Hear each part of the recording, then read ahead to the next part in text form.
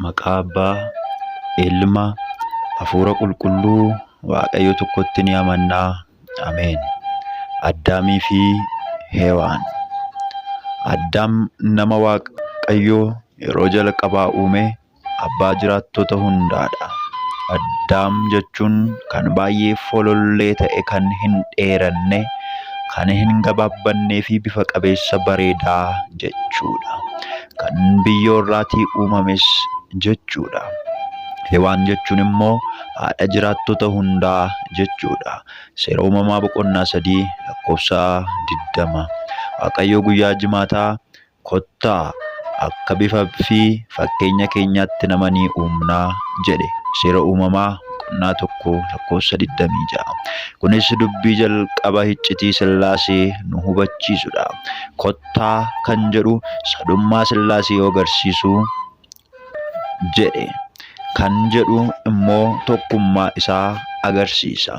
Waaqayyo Addaamiin nama uumna jedhee namni maalummaa foonii, hafuuraa fi amalamummaa hafuuraa tokko kan waan sadii of keessatti qabatee irraa uumame. Waaqayyo sababa Addaamiin jaallatuuf erga uumama 21 uumeen booda isaan kaan irraa haala adda ta'eetiin harka isaan biyyoo lafaa irraa isa bocee uume. Seera uumamaa boqonnaa 2 lakkoofsa 7. Akkuma abbaa gaariin dursee ijoollee isaatiif waan boru isaaniif barbaachisu qopheessuuf, Waaqayyos dursee wantoota bu'uura jireenya ta'an nyaata, dhugaatii, bakka jireenyaa fi uffata isaaf barbaachisu hundaa uumeef. Erga Addaamiin uume Waaqayyo Gooftaan namni kophaa isaa taa'uun gaarii miti, kan isa gargaartu ni uumnaaf jedhe. Seera uumamaa boqonnaa 2 lakkoofsa 18. Addaam uumamee guyyaa sadaffaatti, Heewaan immoo ni uumamte. Haalli uumama ishees Waaqayyo Addaamitti hirriba cimaa buusuudhaan lafee cinaacha isaa irraa fuudhee foon itti uffisee Heewaan nama waggaa 15 godhee uume. Maqaa ishees Heewaan jedhe. Hiikkaan isaas haadha jiraattota hundaa jechuudha. Addaamis yeroo hirribaa dammaqu dubartii of cinatti arge. Kanaan boodas lafeen ishee lafee koo keessaa, foon ishees foon koo irraa fudhatamte. Isheen kun nama irraa waan argamteef dubartii haa jedhamtu. Kanaafis dhiirri abbaa isaa fi haadha isaa ni dhiisa, haadha manaa isaattis ni maxxana, isaan foon tokko ni ta'u. Akkuma jedhe seera uumamaa boqonnaa 2 lakkoofsa 21 hanga 24. Addaam uumamee guyyaa 40tti, Heewaan uumamtee guyyaa 80tti gara jannataa Edenitti galan. Kanaafis dubartiin dhalattee gaafa guyyaa 80ffaa fi dhiirri immoo dhalatee gaafa guyyaa 40ffaatti mana kiristaanaatti ni cuubamu yookiis kiristaanummaa fudhatu. Caafa Kuffaalee boqonnaa 4 lakkoofsa 8. Waaqayyo ija firii jannataa Eden keessaa kan tolaa fi hamaa nama beeksiftu tokko hin nyaatinaa jedhee Addaamii fi Heewaaniin abboomee ture. Seera uumamaa boqonnaa 2 lakkoofsa 17.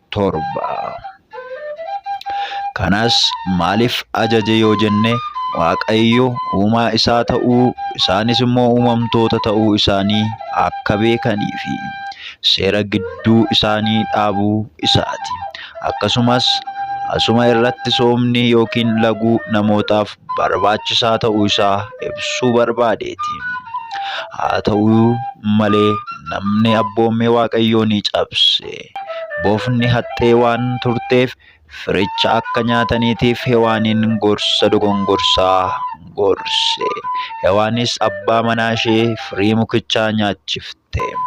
Yeroo sanaa Addaamii fi Heewaan qullaa ta'uu isaanii arganii saalfatanii mukkeen jannataa keessa dhokatan.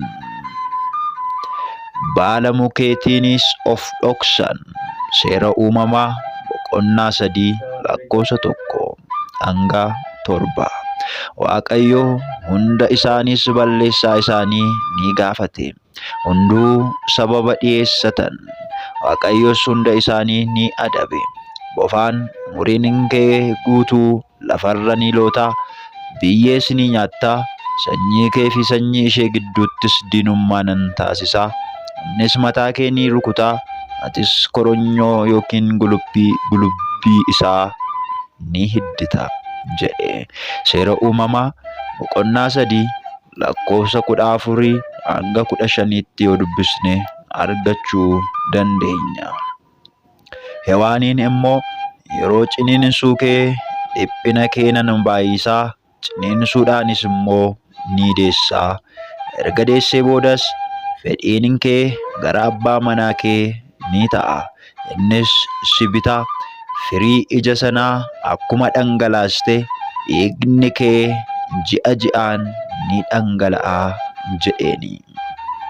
Egaa kanumarraatiin ka'uudhaatiin taateen dubartoota mara irra ga'uu dhufaatiin isaa adabbii Hewaan irraatiin dhufedha. Hewaan muka sanaa, firii ija muka sanaa yommuu kuttutti akkuma mukti sun aannan akkuma dhangalaase sana dubartiin sanyii Hewaan irraatii kan dhufte kamiyyuu adabbii Hewaan agarte sana kan isheen agartuuf ji'a ji'aatiin dhiigni dubartootaa sababni dhangala'uuf kanaafidha.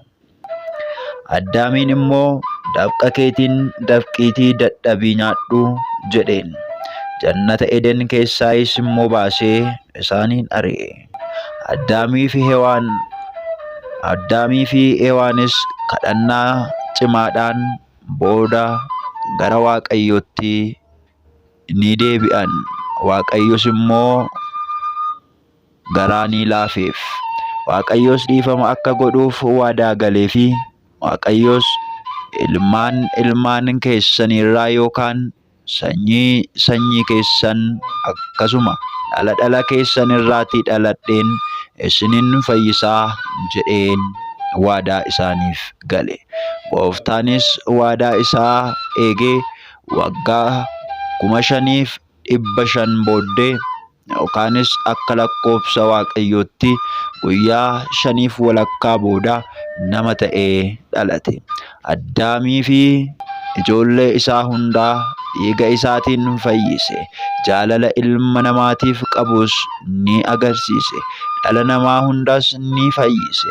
Addaam lafa kana irraa waggoota 930 erga jiraateen booda ni boqote. Seera uumamaa boqonnaa 5 lakkoofsa 5. Guyyaan yaadannoo Addaamii fi Hewaan eebila guyyaa 6 irra oola. Galanni Waaqayyoodhaaf haa ta'u. Waaqayyo kadhannaa qulqullootaa ilaalee nuuf haa dhiisu.